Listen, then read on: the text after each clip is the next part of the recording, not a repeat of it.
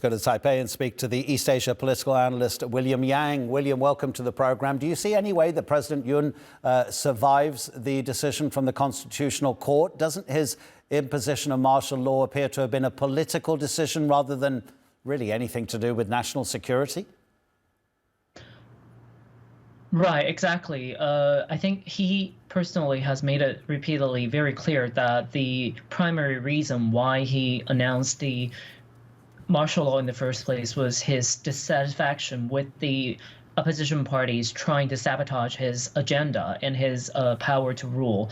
And with the National Assembly now firmly voting to impeach him, and the public opinion really turning against and calling for his removal, I don't see any way that the Constitutional Court in South Korea might in fact rule in a different way, because as we have seen since the declaration on December 3rd, the public opinions are now playing a very important role in shaping the future path going forward for South Korea to at some point hopefully quickly return to the normalcy that it used to have before the declaration.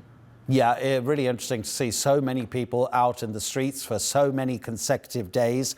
So how can public opinion affect the way the Constitution dictates that politics in South Korea should be? Because what the president, or the impeached president now, seems to have done is damage the reputation of all politicians.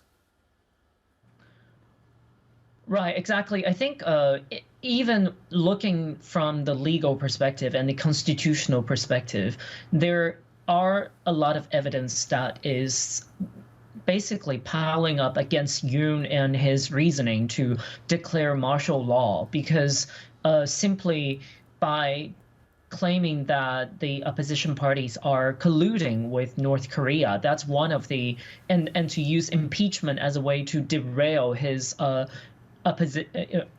his mandate in the country, it doesn't really justify the fact that South Korea is already at war or at risk of war. And in fact, new details that surfaced earlier this week suggest that his former defense minister in fact tried to order an attack or trigger an attack from North Korea so that the Yoon administration could justify the declaration of martial law. They deployed drones to North Korea's capital in October, but that did not immediately trigger a military response from Pyongyang. So that was sort of like a failed attempt from his administration. But the detail really is working against the fact that he is trying to justify the legitimacy of this declaration of martial law. That's really interesting what you're saying, William. So let's just expand on it a little bit.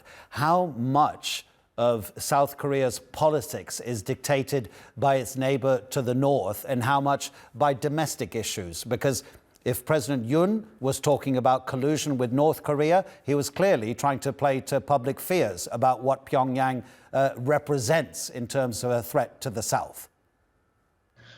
Right, exactly. I think for the day-to-day politics in South Korea, the North Korean factor doesn't really play such a big role. But we can see over here that Yoon Suk-Yeol was clearly very desperate to try to wrestle back some control of the country, and also to try to suppress what he sees as very, very powerful opposition that has really proven that they have all the possibilities and all the ways to block his mandate to be passed or to be implemented. So I think this is one of the rare cases where a president is trying to trigger the fear among some South Korean citizens about a potential military invasion or attack from North Korea to try to justify and prolong his own rule. But I think if we look at the public opinion, we could see that this has really backfired. His approval rating dropped to only 11%